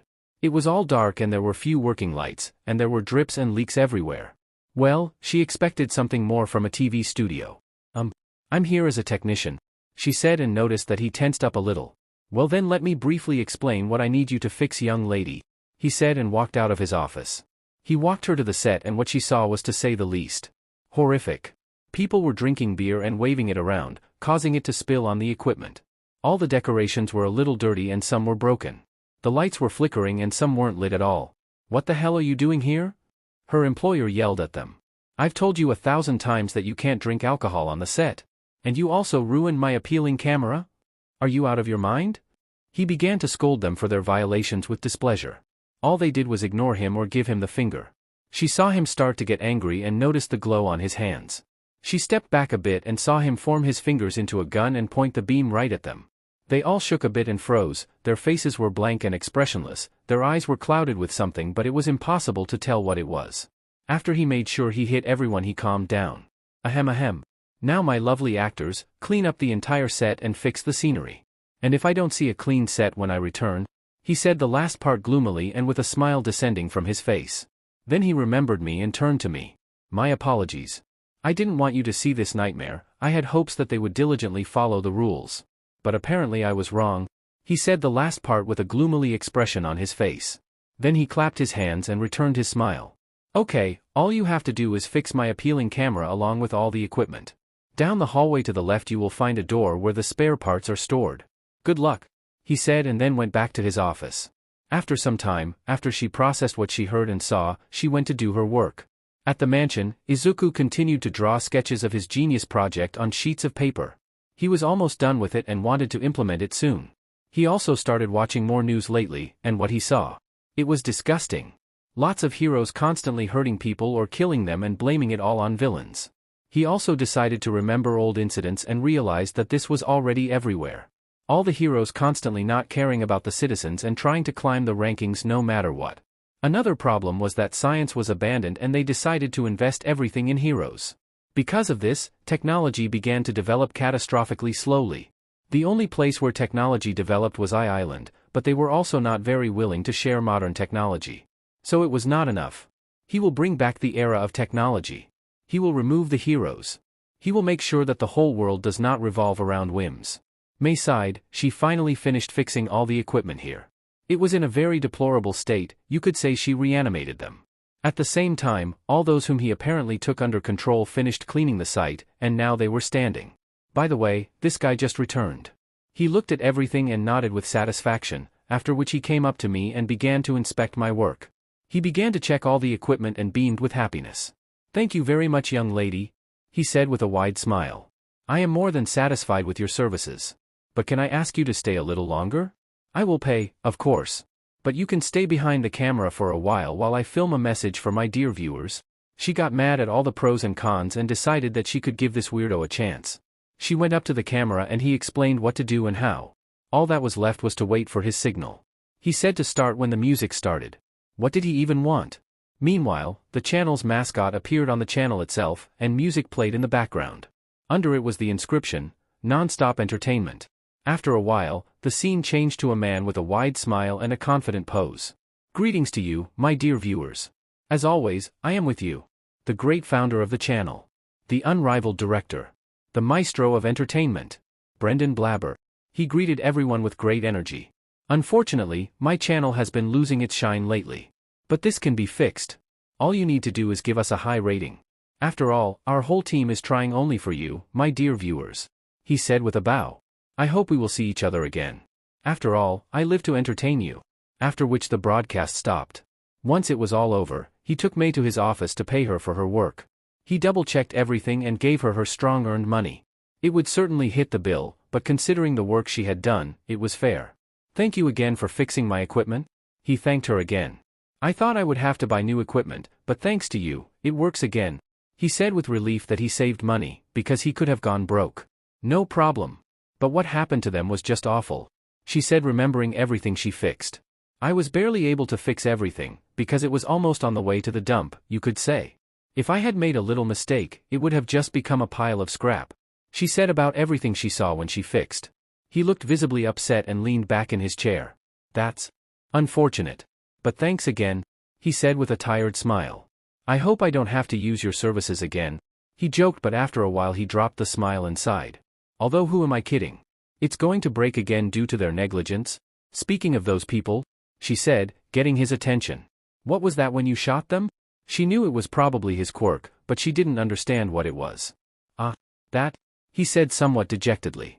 It's just my quirk, creative authority. I can charge up energy with which I can control people. Of course, there is a big drawback, and that is a headache. Then he grabbed his head. It puts a lot of strain on my brain, which is why I can't use it very much and often. It is useful when an actor can't get into character. Once I start controlling him, I can make him believe that all this is real. Then he became despondent. But everyone is afraid of it and say that I will simply turn everyone into my slaves. Although after the effect wears off, all the changes I made disappear and they return to normal. After his explanation, she realized that he probably had a villain quirk, and that he probably faced ostracism and bullies all the time. He built it all by himself and was still afloat, which was very impressive, because it was always the people with the more impressive quirks who got everything.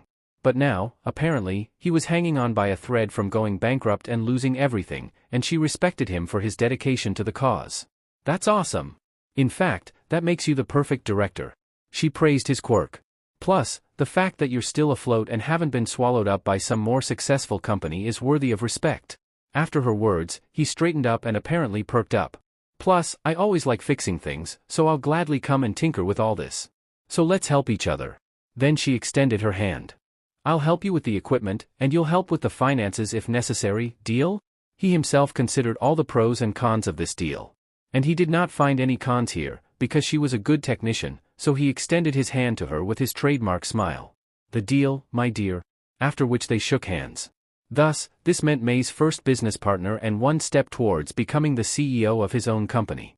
While May was finding a business partner, Izuku began gathering information via the internet. He used May's laptop, which she used for programming, or watching cat videos. After digging around the web, he was able to find a passage to the dark part of the internet and noted several useful names. All this time, one of his eyes glowed yellow and periodically became the solver symbol. He himself did not know it, but his mind was already distorted by a virus, corrected by the program of God, and now he has no way back. May returned back to the estate and noticed a couple of drones making their way here. They had recently managed to get everything in order and it was already ready to be put up for sale. She thought about how much she could sell it for, but decided that she would not do that. She had become attached to this place. It was her second home, so to speak. She couldn't get that meeting with that guy from the TV studio out of her head. There was something wrong with him. Like he wasn't interested in anything other than his channel.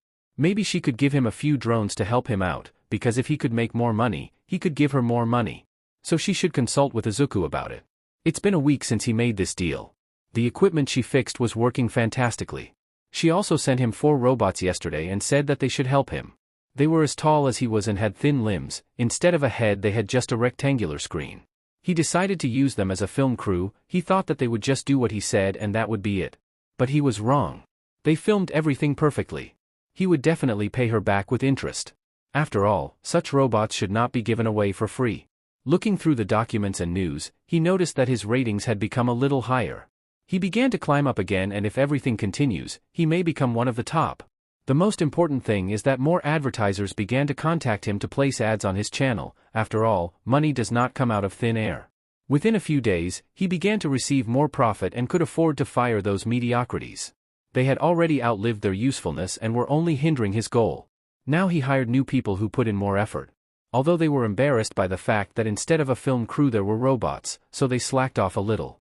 But thanks to their brilliant director, me, they were able to cope with their irrational fear.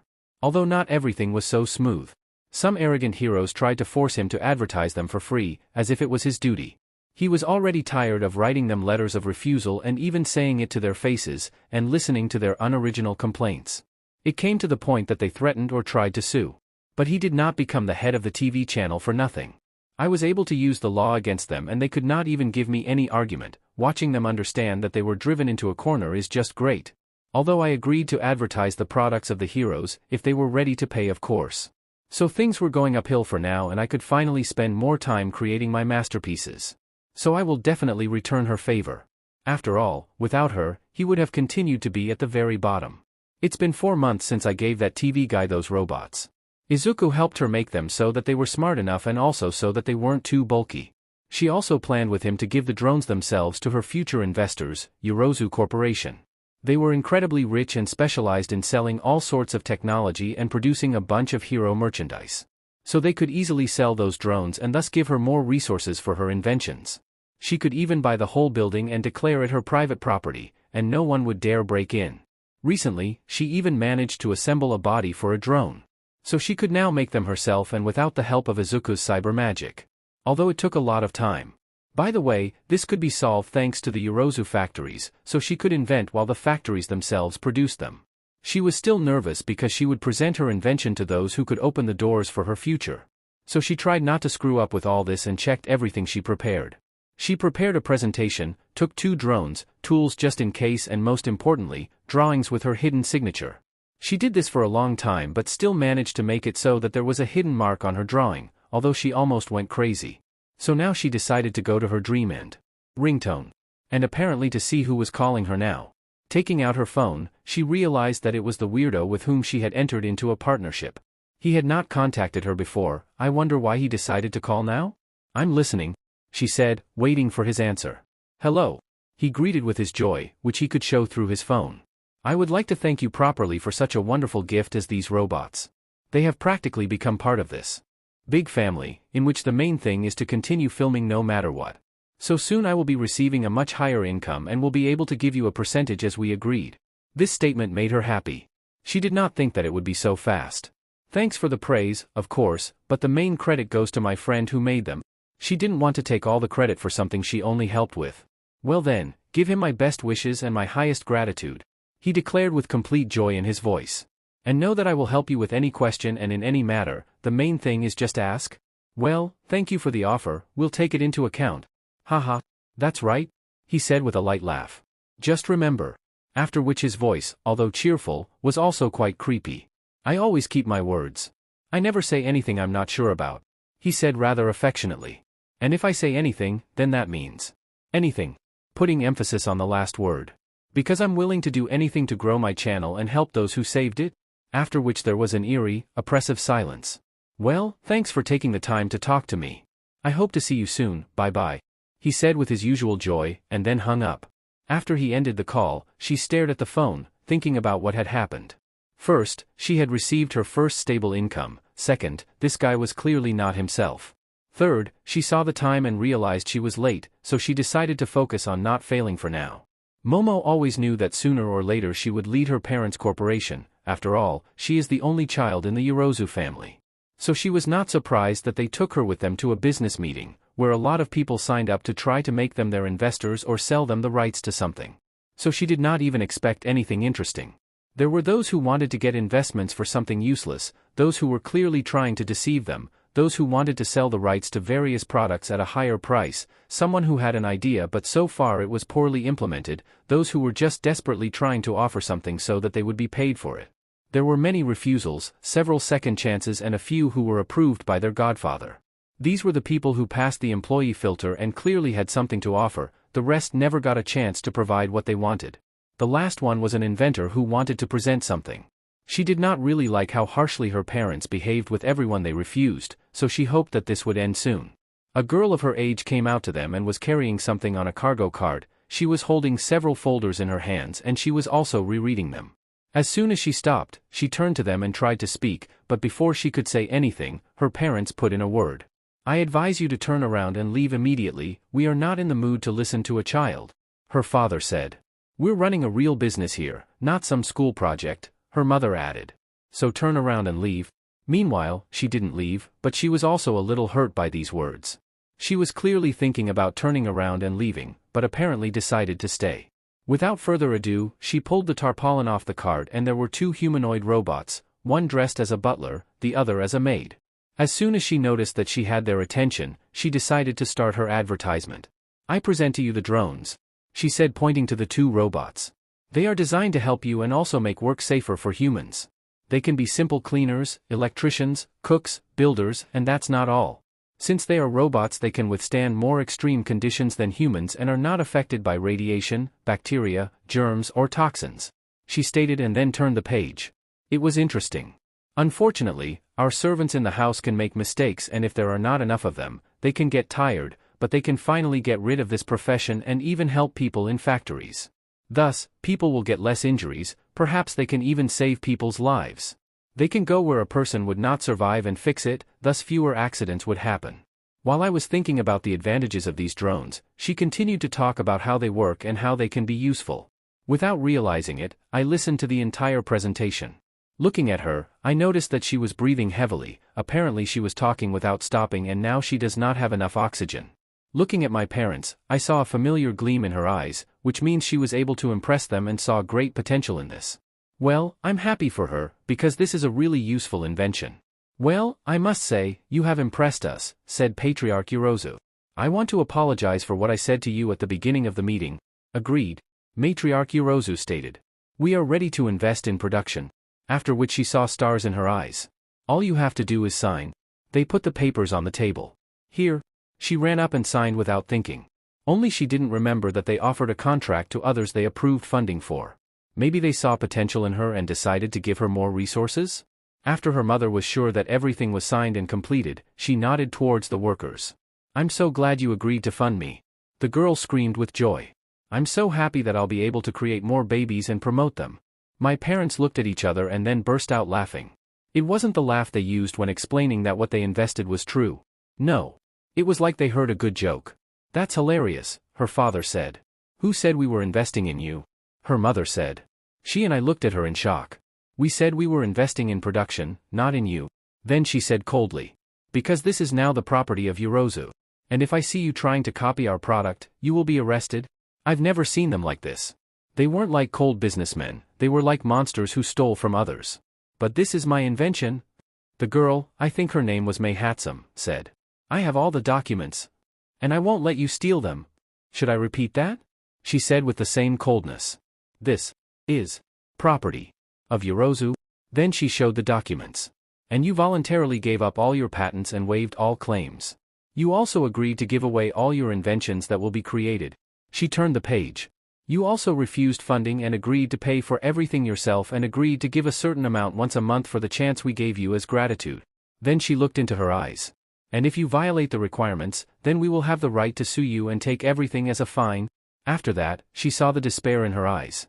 She was stunned when the guards led her out, and they took the drone somewhere to the side. It was so wrong. They stole someone else's creation and passed it off as their own, and thinking about it, they never saw the development department, although they often talked about it. Did they really invent it so that no one would know about what they were doing? She felt sick at the thought. Why? She asked her parents quietly. Why did you do this? It's just business, dear. Her mother told her lovingly. Some people can become a threat to our company, so we eliminate them this way. It also elevates our family's standing even higher, the father added. We're only doing this for our family. She was disgusted by this legacy. How many people had they killed for their own gain? How many would they kill? She did not want to lead a company built on suffering and slavery. May returned to the mansion on autopilot. She couldn't believe it. A corporation that helps a bunch of people, destroyed people's futures and stole from them. She just walked past CYN, who was doing some terrible CRP. And the look she sent her as always unreadable, but it blew sadness and pity. As soon as she entered the workshop, without further ado, she fell face down on the bed. She didn't even notice that Izuku was doing something here and didn't pay attention to it. But as soon as he saw her condition, he decided to try to comfort her. How are you, Mei? He asked her in his human form. She only groaned into her pillow in response. Bad day. She stood up and looked at him with empty eyes. They stole them. He tried to understand what she said and the only thing he could say was what? They stole your drones. She screamed in despair. She didn't notice that the 4 drones were listening to them. I introduced them to them and you know what they did? They just said that it was theirs now. Accentuating this by hitting the wall. After which she began to sob quietly. Behind the door, the drones didn't know how to react to this. They wanted to help her but didn't know how, and they also started to worry about being taken away from here. Jay doesn't admit it, but she values her 3 colleagues very much and is afraid of losing them.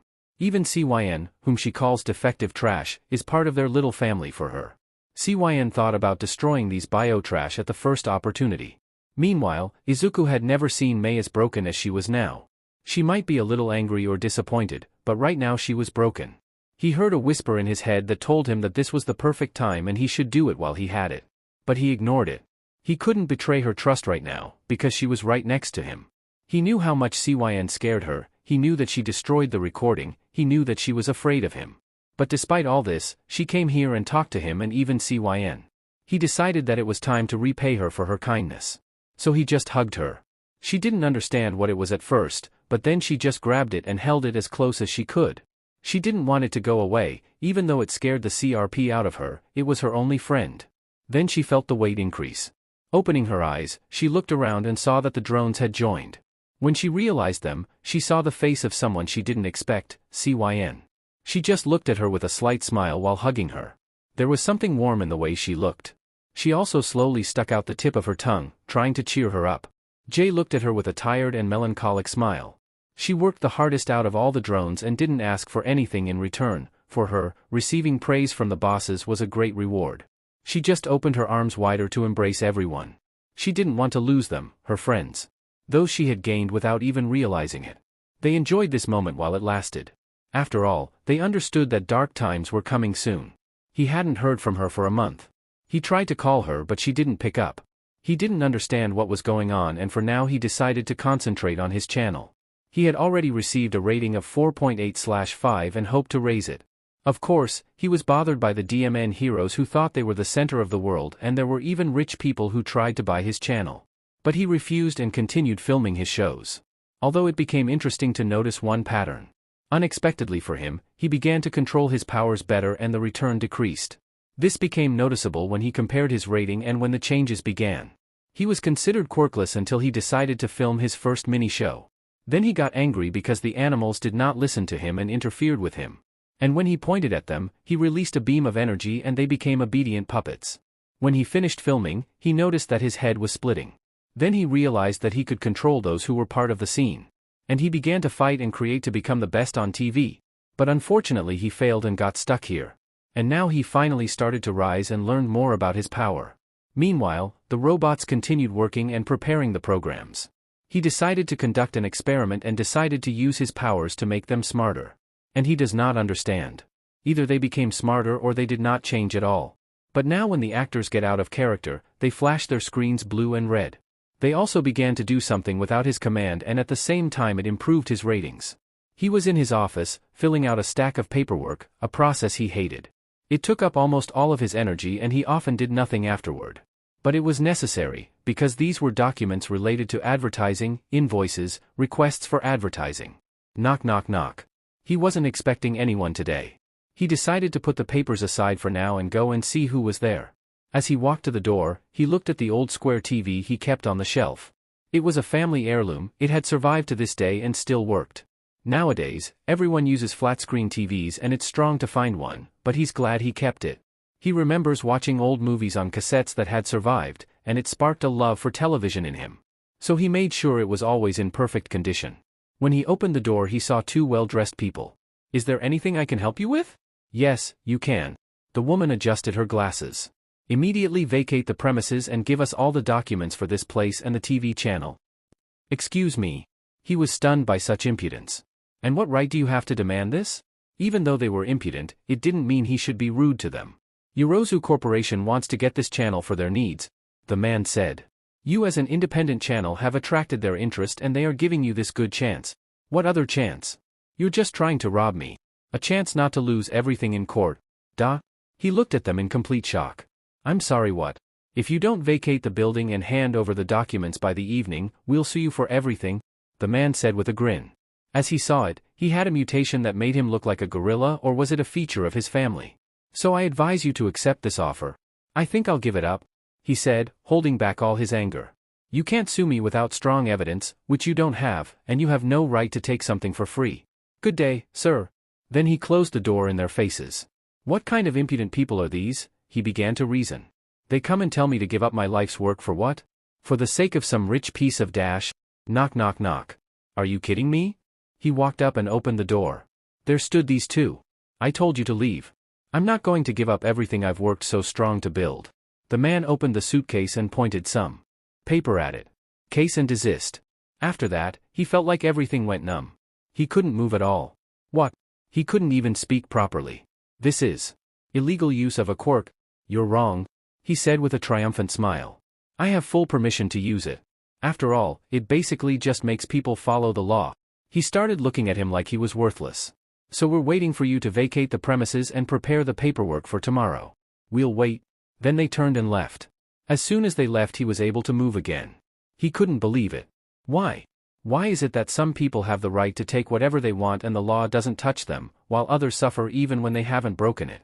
And now all those years of strong work and not sleeping for a FING week are going down the drain? He decided to go to the computer and started looking for a way to avoid this extortion. What? But when he wanted to start searching, his hands froze and did not let him type. Are you kidding me? He threw both the monitor and the keyboard on the floor in anger. Who is he that forbids me to look at the laws? It's simply impossible. He stood up and started pacing the room. So what do we have? He started to think about what he had. Tomorrow that stupid lawyer is going to show up and try to take my studio away. His quirk forces me to follow the law as it is and forbids me from finding loopholes. He was getting more desperate. And if I don't give them everything, I'll lose everything completely. Well, I'm fed up. He didn't know what to do next. A lot has happened in the last month. Momo still remembers that day when she saw how a person's life was destroyed. She could no longer calmly look at her parents. What they did was inhumane. But the worst thing is that they sent people to follow her and they did not stop stealing from her. They are old abandoned mansion in the woods and there were some drones and her workshop. They pulled some strings and were able to take the building for themselves and throw her out. They also took these 4 drones and gave them to me as a gift. They wanted me to test them and tell them what use they were and how good they were. No one considered them anything more than disposable items. But she tried to take care of them. She even began studying mechanics so she could fix them. They were unique, each drone had its own personality. Jay was the main one among them. She was a workaholic and became her friend.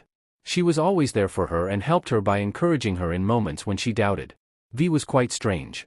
On one hand she was quiet and quite kind, but sometimes she would lock up and start laughing maniacally. If anyone found out, she would be considered broken and thrown away. So she tried to keep her in places where she would not be heard if this glitch happened. N was quite sweet. He was the kindest of them all and the one who was happy to do anything. He was honestly her favorite. His innocent nature made you love how he tried to see the good in every situation. Yes, he was a bit of a goofball, but he was the one who really protected them all. Sure, he often got hurt because of it, but he didn't care as long as his family was safe. But the one who worried her the most was Cyn. She was the one who had obvious defects and didn't even hide her hatred for everyone. She begged her parents so often not to throw her away and was glad that N often took her somewhere. She was so tired of watching her and making sure she didn't destroy the vases. Now she was in one of the rooms of the estate and was lying on a bed that was brought in rather quickly. Now she was just resting and trying to relax. Are you okay, boss? She heard Jay ask. No, I'm not okay, she said tiredly. Just a month ago, I saw how indifferent my parents were to the fact that they were destroying people's lives. And now that I've started looking into my family history, do you know what I found? She stood up to look at her. This family was built on lie, steal, cheat, and suffering. And I enjoyed this life all these years. I spent money and didn't even know how much BLD was in it. She began to cry and turned away from Jay. Even their charities are a scam. They don't help anyone. The Quirkless Aid Fund, it's a scam and a blatant slander. They just use people's pity to enrich themselves and rise in status because of the charity. She hugged the pillow. Why was I born into a family of monsters? That's not true. N told her. Of course they lied about how they made money. But they love you. I thought so, she said, burying her face in the pillow. But looking back, I realized it was a lie. They manipulated me to become what they wanted. She turned to him. I could never say no to them and always did as they said. They didn't even let me do what I liked. What did you want to do? I wanted to be an artist, she said with a sad smile. I always admired how much thought and emotion was packed into such a small space. Her smile disappeared. But they want me to become a hero. That would give our story more prestige. But you don't have to be their doll. Cyn, I understand that you hate my parents. But can you please stop? She shouted at her. You are constantly digging your own grave with your actions. I can barely stop my parents. She stood up and looked at her. Do you even realize how many problems you create? Do you even realize how many times N took responsibility for you? Tears poured from her eyes. Do you even realize that I am not a professional in all this mechanics and electronics? I am not even sure that I did not harm him when I fixed him. And you continue your rebellion and because of this your loved ones suffer. She began to breathe heavily. As if she was starting to realize what was going on, Cyn started looking at her family. N had a bunch of welds that they were trying to hide and make less noticeable. V had a damaged display and apparently when Momo fixed it she attached it so it was blurring everything for her lenses behind them. So now she wears round glasses so she can see everything clearly. J, although she stood straight and proud, looked like she was waiting for a blow. She was constantly looking to the sides and was ready to fall when she was hit. They all received different injuries. And apparently, out of all of them, J received the most emotional and mental. She became colder towards them and became more cruel. She even began to hit N at any opportunity. V, meanwhile, was more scared and quieter. When she accidentally gave the wrong shade of color when they were repairing the building, he began to kick the display and also crumbled it. She remembered that it was a very long time and when she was released, she could see almost nothing. She remembered how she was kicked every time she bumped into someone, and now she can't even make an extra squeak in the presence of people. Out of all of them, it was V who was injured and became afraid of any mistake she would make. Only now CYN began to realize how selfish she had been. Those who were close to her had become shadows of themselves. They had all become merely outwardly similar to those who had once been her family, they could even be similar in private. But now they were just broken and traumatized shadows. May tried to remember how she had gotten to this point. Now she was out on the streets, wandering the alleys, soaking wet, hungry. She remembered that when her parents found out about her situation, they disowned her. They kicked her out and...